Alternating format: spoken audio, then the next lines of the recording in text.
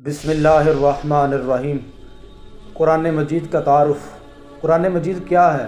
یہ اللہ تعالیٰ کا کلام ہے، یا یوں سمجھ لو کہ یہ اللہ تعالیٰ کی باتیں ہیں جو اس نے اپنے پیارے نبی محمد صلی اللہ علیہ وسلم پر حضرت جبریل امین علیہ السلام کے ذریعے سے بھیجی، تاکہ ہم کو معلوم ہو جائے کہ اللہ تعالیٰ کون ہے، دنیا میں کون کون سی باتیں کرنے کی ہیں جن سے اللہ تعالیٰ خوش ہوتا ہے، اور کون سی باتیں چھوڑنے کی ہیں جن سے اللہ تعالیٰ ناراض ہوتا ہے۔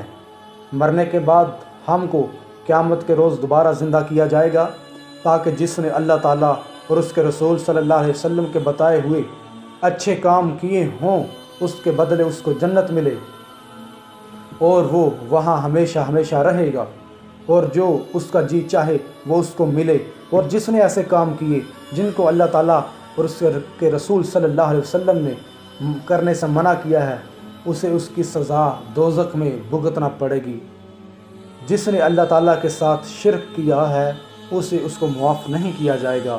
اس کے علاوہ اللہ تعالیٰ رحم کرنے والا ہے، جس کو چاہے بخش دے۔ نمبر 2، امتیں۔ دنیا میں جو لوگ پہلے آئے تھے انہوں نے اللہ تعالیٰ کا اور اس کے رسولوں کا کہنا نہیں مانا، ان کا انجام دنیا میں بھی خراب ہوا اور مرنے کے بعد بھی دوزخ میں جائیں گے۔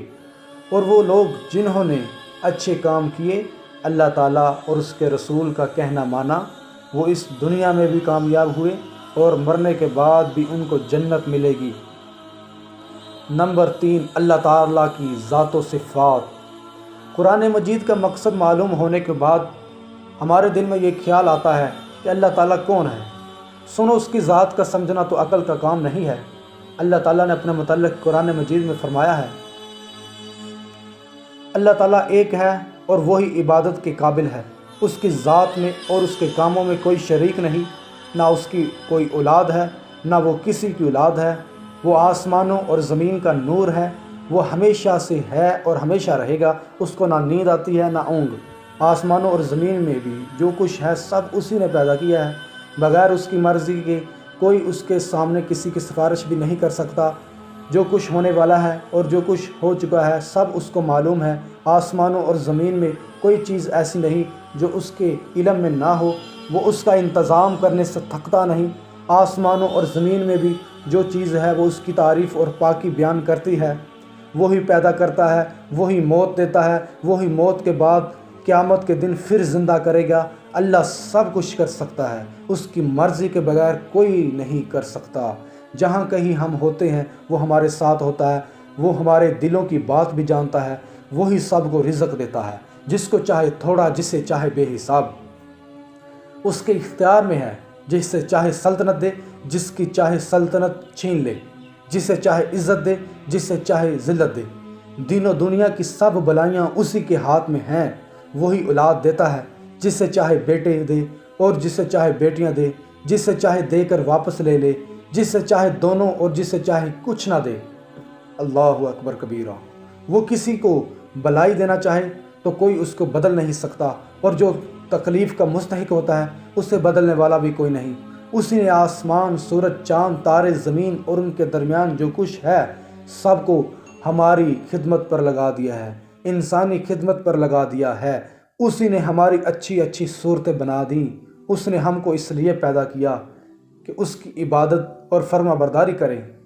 اسی نے حضرت محمد صلی اللہ علیہ وسلم کو اپنا آخری پیغمبر بنا کر بھیجا، اور حضرت محمد صلی اللہ علیہ وسلم پر اپنا آخری کلام قرآن مجید نازل فرمایا کہ میں اس کی حفاظت کروں گا۔ ہم کو بتا دیا کہ ہم خود بھی قرآن مجید پڑھتے رہیں اور دوسرے لوگوں کو بھی سمجھاتے رہیں گے۔ نمبر 3، فرشتے کیا ہے؟ فرشتے اللہ تعالیٰ کی بہت بڑی مخلوق ہے اور بہت طاقتور بھی ہے۔ ان کی شکل و صورت کیسی ہے یہ اللہ ہی بہتر جانتا ہے۔ فرشتے اتنے زیادہ ہیں کہ ہم ان کی گنتی بھی نہیں کر سکتے۔ یہ فرشتے کچھ کھاتے پیتے بھی نہیں، کیونکہ اللہ تعالیٰ نے ان کو ایسا ہی بنایا ہے۔ یہ صرف اللہ تعالیٰ کی عبادت ہی کرتے رہتے ہیں۔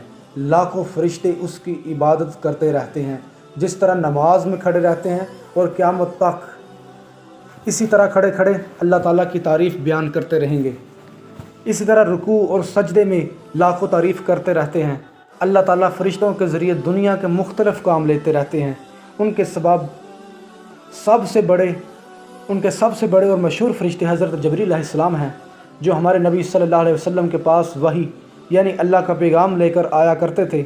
جب اللہ تعالیٰ کا بندہ اکیلا یا جمع ہو کر اللہ کی عبادت کرتے ہیں تو اللہ کے فرشتے بھی ان کے گرد جمع ہو جایا کرتے ہیں اور ان کی مغفرت کے لیے اللہ تعالیٰ سے دعا کرتے ہیں۔ نمبر 4 شیطان مالون۔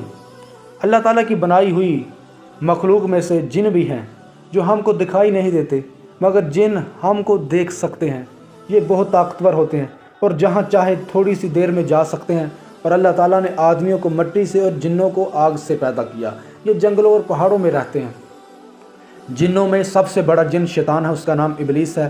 یہ پہلے آسمان میں رہتا تھا اور اللہ تعالیٰ کی بہت عبادت کرتا تھا۔ اللہ تعالیٰ نے جب حضرت آدم علیہ السلام یعنی انسانوں کے سب سے بڑے باپ کو بنایا تو فرشتوں اور ابلیس کو کہا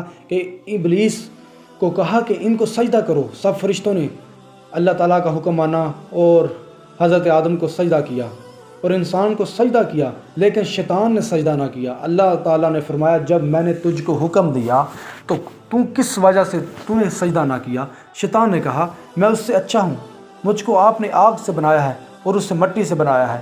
اللہ تعالیٰ نے فرمایا تو بہشت سے اتر جا، تو اس قابل نہیں یہاں غرور کرے، تو ذلیل ہے۔ شیطان نے کہا مجھے قیامت تک کے لیے مہلت دیجیے۔ اللہ تعالیٰ نے فرمایا جا، مہلت دی جاتی ہے۔ شیطان نے پھر کہا مجھے تو آپ نے ملعون کیا ہے، میں بھی ان کو سیدھے راستے سے بہکاؤں گا، ان کے آگے سے اور پیچھے سے، ان کے دائیں سے اور بائیں سے آؤں گا اور ان میں سے اکثر آپ کا شکر ادا نہ کریں گے۔ اللہ تعالیٰ نے فرمایا نکل جا یہاں سے ذلیل مردود، جو لوگ ان میں سے تیرا کہنا مانیں گے ان سب کو اور تجھ کو جہنم میں بھر دوں گا۔ اس وقت سے شیطان ہم سب کا دشمن ہے اور جو چاہتا ہے ہم اللہ کی عبادت نہ کرے، دنیا میں رہ کر اچھے کام نہ کرے، نمازیں نہ پڑھے، ماں باپ کا کہنا نہ مانے، جھوٹ بولیں، چوری کریں، کمزوروں کو ستائیں اور پریشان کریں، کسی کی مدد نہ کریں، تاکہ اللہ تعالیٰ سے جو بات اس نے کہی ہے وہ اس کو پورا کر دکھائے۔ اگر شیطان کے کہنے میں آگے تو اللہ تعالیٰ نے بھی شیطان سے جو وعدہ کیا ہے وہ اس کا پورا کریں گے، یعنی شیطان کو جو اس کا کہنا مانیں گے سب کو جہنم میں بھر دیں گے۔ اللہ ہم سب کو جہنم کی آگ سے بچائے اور اپنا فرما بردار بندہ بنائے۔ آمین ثم آمین یا رب العالمین۔ قرآن مجید میں اللہ تعالیٰ نے کہا ہے کہ اللہ مسلمانوں کا دوست اور اللہ مسلمانوں کا مددگار ہے، ان کو اندھیروں سے نکال کر روشنی کی طرف لاتا ہے، اور جو اللہ کا کہنا نہیں مانتے اور شیطان کے دوست ہیں ان کو وہ روشنی سے اندھیروں میں لے جاتا ہے۔ ایسے لوگ دوزخ میں ہمیشہ رہیں گے۔ اب ہمارا اور آپ کا فیصلہ ہے کہ اللہ تعالیٰ کے دوست بننا ہے یا شیطان کے۔ اللہ تعالیٰ ہمیں اپنا خالصتاً بندہ بنائے اور نیک کام کرنے کی توفیق عطا فرمائے۔ آمین ثم آمین یا رب العالمین۔